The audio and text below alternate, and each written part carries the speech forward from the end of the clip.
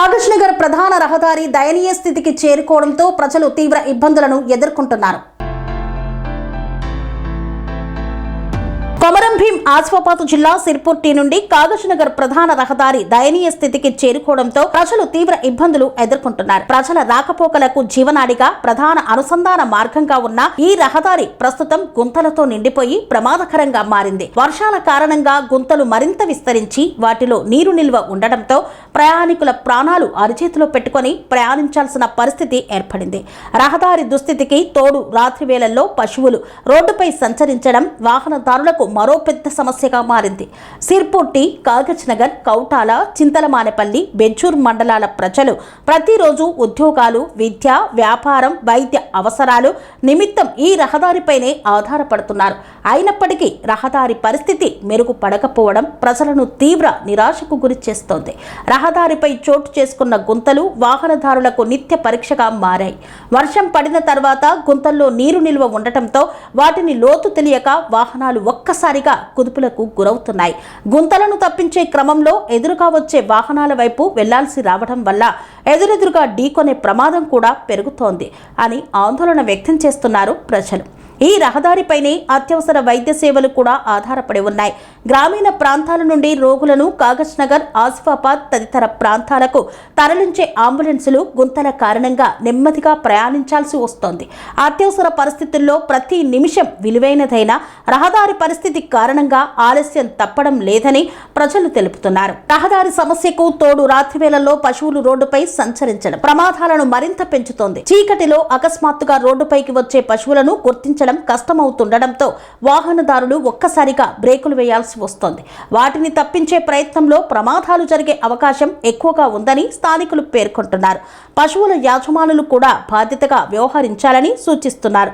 తాత్కాలిక మరమ్మతులతో ప్రయోజనం లేదు. రహదారులపై గుంతలు ఏర్పడినప్పుడల్లా తాత్కాలిక మరమ్మతులు చేపడుతున్నప్పటికీ అవి కొద్ది రోజులకే మళ్లీ దెబ్బతింటున్నాయని ప్రజలు చెబుతున్నారు. కొమరం భీం ఆసిఫాబాద్ జిల్లా సిర్పూర్ టీ మండలం ఈరోజు సిర్పూర్ టీ మండలంలో రోడ్లు వ్యవస్థ చాలా అస్తవ్యస్తంగా అయిపోయింది.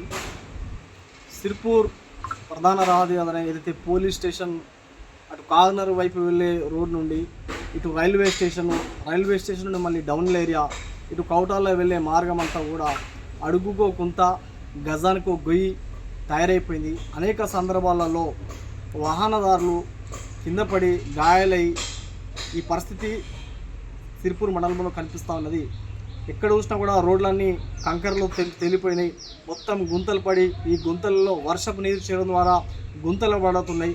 రాత్రి టైంలో వాహనదారులు చూసి చూడకుండా వస్తే ఆ బొందలలో ప్రయాణిస్తే కనుక వాళ్ళు ప్రమాదం పడి కింద పడే గాయాలయ్యే పరిస్థితి సిర్పూర్ టీ మండలంలో కనిపిస్తూ ఉన్నది. అదేవిధంగా ఆర్ఎండ్బి అధికారులు అయితేనేమి ఎమ్మెల్యే గారు కూడా దీని మీద చొరవ తీసుకోవాలి. పూర్తి బాధ్యత వారు వహించాలి. ఇక్కడ అధికారులు అయితే నిమ్మకు నీతిగా వ్యవహరిస్తున్నారు. గతంలో కూడా ఇట్లాంటి బొందలు ఉంటే తూతూ మంత్రంలాగా కంకర జల్లి ఉదయం సిమెంట్ చేసి ఏదో తూతు మంత్రం చేసి అది తాత్కాలికమే, కానీ శాశ్వత పరిష్కారం అనేది చూపలేకపోయారు. ఇది చాలా బాధాకరం. అదేవిధంగా ఇటు డౌనల్ వెళ్ళే తోవలో మరి డౌనల్ నుండి కౌటాల వెళ్ళే మార్గంలో చాలా అధ్వానంగా రోడ్ల పరిస్థితి తయారైంది. డాంబర్ రోడ్ మొత్తము పెచ్చులుడి గుంతలు పడి వర్షపు నీరు చేయడం ద్వారా అక్కడ నీళ్లు ఏర్పడి దోమలు కూడా కనిపిస్తూ ఉన్నాయి. మరి వాహనదారులకు తీవ్ర ఇబ్బందిగా పడుతున్నది. మేము ఒకటే ప్రభుత్వానికి కానీ స్థానిక ఎమ్మెల్యే గారికి అదేవిధంగా ఆర్ఎండ్బి అధికారులకు మేము ఒకటే విన్నవించుకుంటాం. దయచేసి సిర్పూర్ మండలంలో రోడ్డు వ్యవస్థ ఏమాత్రం బాగులేదు. దాన్ని మీరు బాగు చేయండి. శాశ్వత పరిష్కారంగా డాంబర్ రోడ్డు వేసి ప్రజలకు వాహనదారులకు ఉపయోగపడే విధంగా చేయాల్సిందిగా నేను డిమాండ్ చేస్తున్నాను.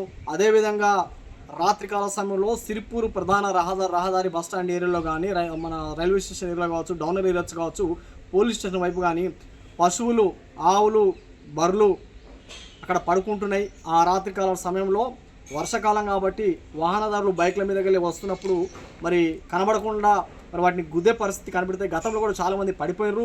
మరి సిర్పూర్ మేజర్ గ్రామ పంచాయతీ అధికారులు వీళ్ళంతా కూడా ఆర్ఎండ్బి అధికారులు కూడా దీని మీద చొరవ తీసుకొని ఆ పశువులు కూడా రోడ్ల మీద విడవకుండా మరి ఆ పశువుల ఎవరైతే అధికారులు ఎవరైతే పశువుల యొక్క యజమానులకు వాళ్ళు తెలియపండి. లేని పక్షంలో ఆ పశువులను మరి బంజరు దొడ్లో వేస్తా